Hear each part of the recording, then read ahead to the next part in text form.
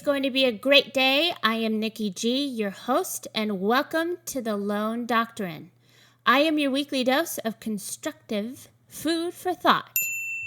So, how do we cope with failure, with mistakes, with the judgment and weight we sometimes put on ourselves or even others? Here's a great quote by Winston Churchill.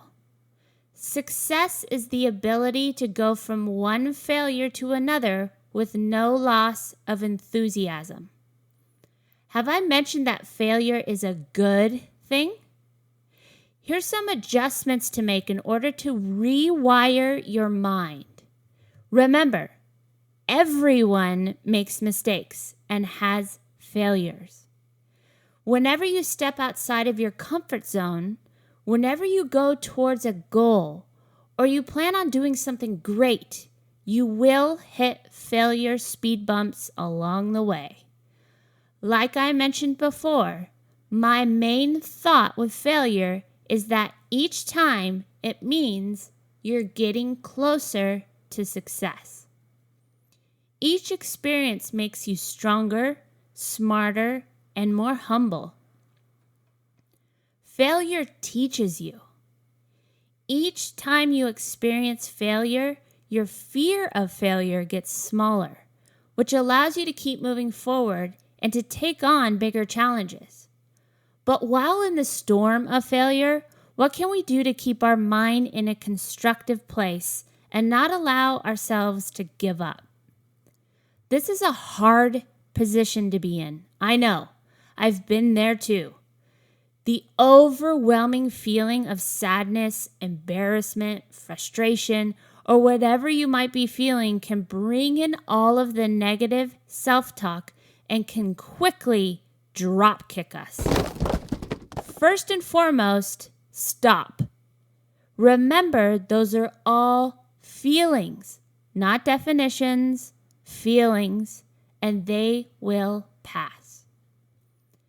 It's somewhat the same when coping with stress. There are many tools in creating a balance, so here are some ideas to transfer over when you're in the middle of a failure storm.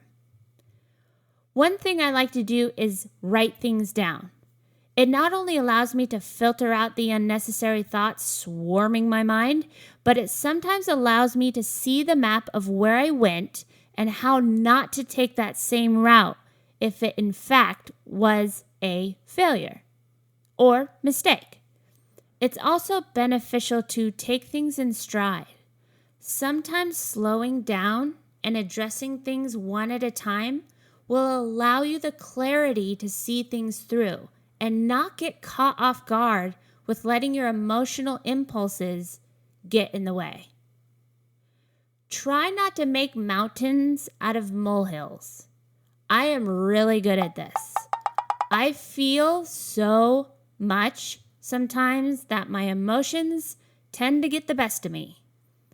I can make a mountainscape out of a pebble, and before I know it, I'm dealing with the way I feel more than I ever wanted to.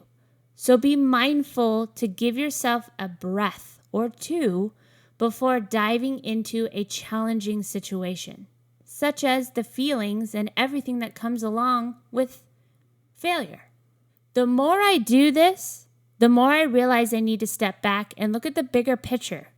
In the larger scheme of things, sometimes there's bigger and better battles to fight. So I reconnect with the bigger picture, with real life, and I move on. Sometimes it's also beneficial to step away from the situation for a moment and then readdress it once you've allowed yourself to feel. Acting from irrational emotions can sometimes land you in a repetitive motion of making the same mistake over and over. The faster you learn the lesson, the better. But sometimes we just need to take a breath before being able to see the picture clearly. Stop trying to do everything perfectly. Oh boy, we just hit the jackpot when it comes to me. I am a perfectionist.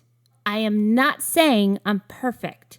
I'm saying that I will work on anything and everything until I feel it's as close to perfect as possible.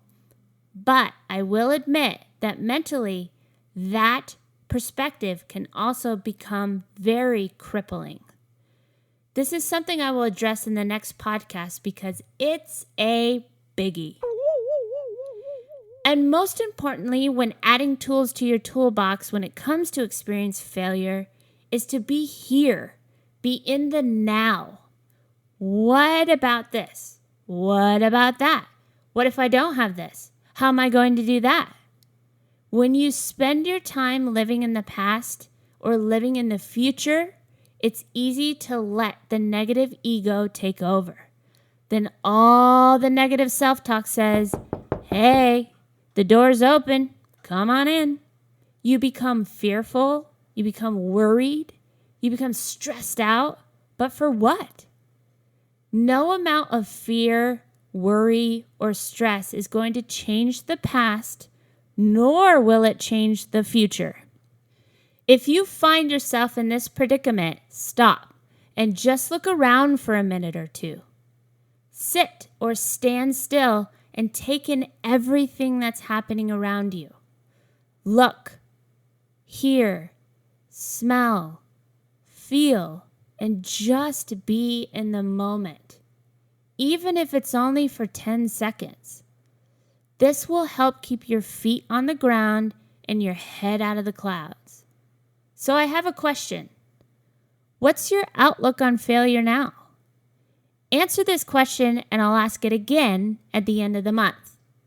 I hope you'll be able to take away from all these perspectives and truly use failure to your benefit, because I know you're hearing this right now for a reason. And that reason is success is waiting for your arrival. So keep pushing forward. And remember, today and every day, keep fighting the good fight.